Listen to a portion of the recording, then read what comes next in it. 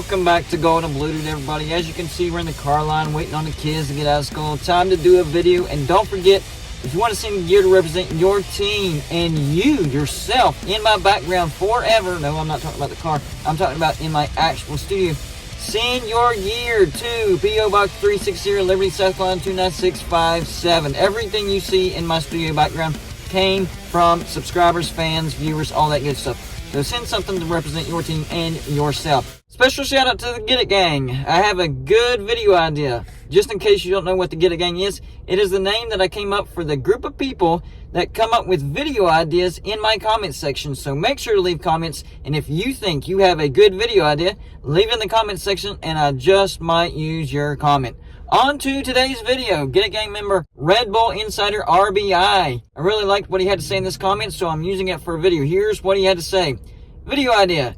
ACC dissolves. Pac-12 stretches out east to get the leftovers the Big Ten, SEC, and Big 12 don't want, but also gets San Diego State and SMU, including Big 12 teams like Texas Tech, Baylor, TCU, and maybe Kansas or Kansas State to get a footprint in Kansas, which puts the Big 12 in a terrible situation and puts them on the verge of dissolving. After all of this, the Pac-12 catches up with the SEC and Big Ten, while the Big 12 hanging on by a thread. This is a doomsday video idea by Red Bull Insider for the Big 12, and it's not completely out of the realm of possibility. There for a while, it did look like the Pac-12 was in big time trouble. I heard that Arizona State was not happy about the TV deal negotiations between the Pac-12 and ESPN. Well, now I'm hearing that they do actually have a TV deal, and they're looking to expand. The two teams that I'm hearing the most, San Diego State and SMU, I think it's smart.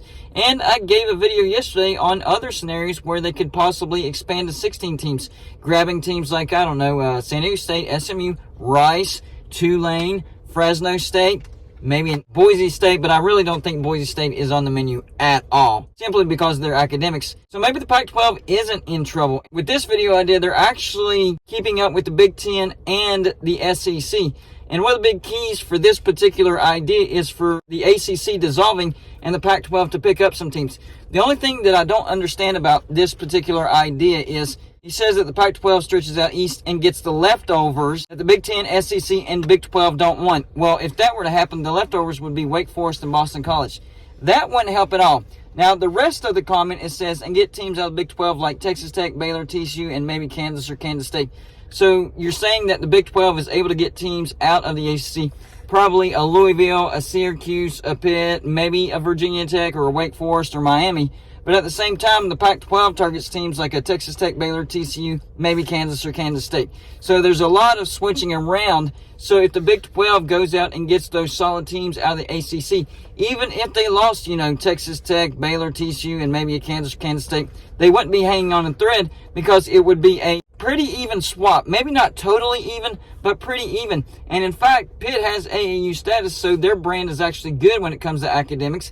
Syracuse is strong in academics. Virginia Tech's very strong in academics. Same with Miami Hurricanes. The only team that's not strong in academics that would be replacing one of those four teams would be Louisville. So I actually think with that swap, the Big 12 wouldn't be hurting that much. They would just transition to more of an Eastern Conference. So yes, the Western side of the conference would take a hit, but then they would get stronger on the east side of the conference. So I disagree that if this were to happen, that the Big 12 would be hanging on by a thread. I think they would just be stronger in an area where they're weaker right now. So yes, big changes for the Big 12, but I wouldn't say that they would be hanging on by a thread. As far as the Pac-12 goes, I wouldn't agree that they would get Wake Forest and Boston College out of the ACC. If they're going to target some teams out of the ACC, they're going to look at the bigger brands. I'm talking about brands like maybe a North Carolina, a Duke, a Georgia Tech, Miami Hurricanes. If you're going to stretch that far out east, then you want to get the biggest brands possible. So the Pac-12 would have to compete with the Big 12, the SEC, and the Big Ten for those bigger brands and not just settle for the leftovers that the Big Ten, SEC, and Big 12 don't want. So this would be more like an aggressive competition where they're actually trying to go out and get teams and not just sit back and wait, okay, let's see who they don't get, we'll get the leftovers. No, that wouldn't work out well at all for the Pac-12.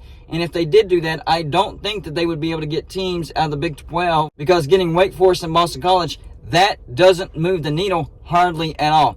So if the Pac-12 has any shot of getting teams out of the Big 12, if you want to go with this scenario, is they're going to have to get stronger brands out of the ACC. That way it would be more attractive. Hey, look, not only are we not dead, but we went out and got some great brands over from the ACC. You know, we got a Miami Hurricanes. We went out and got a Virginia Tech. We went out and got an NC State, a Syracuse, a Pitt, a whoever. Make it more attractive. And then the Big 12 can be that bridge. That way the Pac-12 isn't just a West Coast and East Coast with nothing in the middle. You want it to be a true coast-to-coast instead of a coast and coast conference. You wanted a coast-to-coast conference. So that would be the only thing that I would disagree with this about. Is it possible? I would say so. I've talked to a lot of people, and I agree with them. I think the conference that is in the most danger now that the Pac-12 looks to be solidifying itself would be the ACC.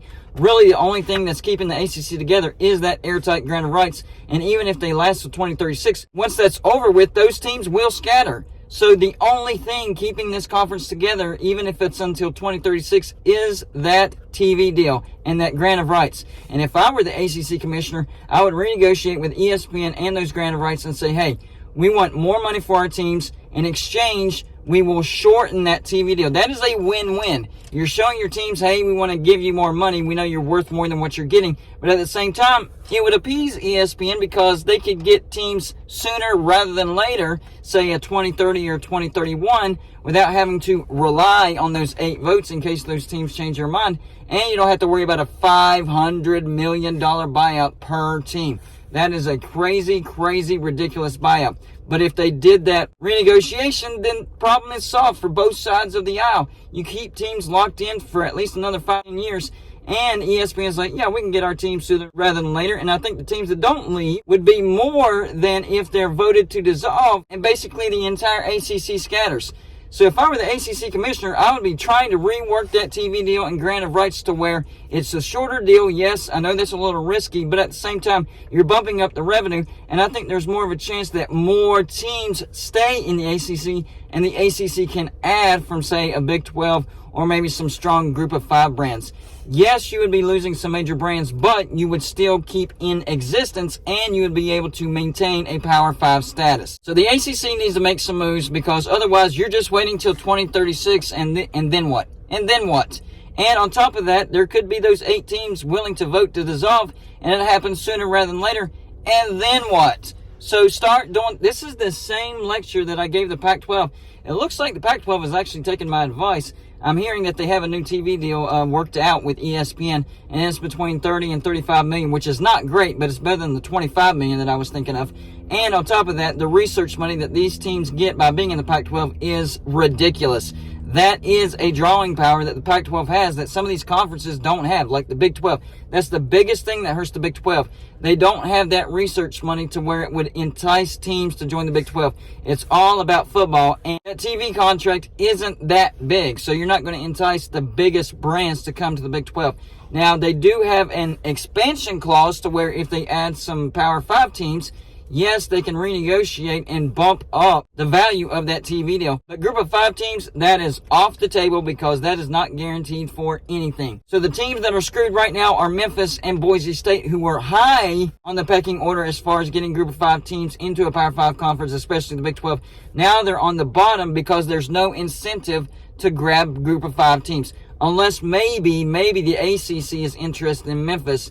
But Boise State, you guys are screwed for right now. So y'all in the comment section. Number 1, do you think the ACC is the worst off out of all these conferences? Number 2, do you think the Pac-12 can do the unthinkable, make some moves like this commenter and Get It Gang member suggest and stay relevant, not only stay relevant, but compete with the Big X and the Big 12 and the SEC to stay relevant for whenever they do break off and create their own national championship and playoffs? And finally, do you think the Pac-12 will ever be able to get more Big 12 teams, or do you think that phase is done and over with? That's all I got for you for this show. Like and subscribe if you haven't already, and I'll see you on my next show.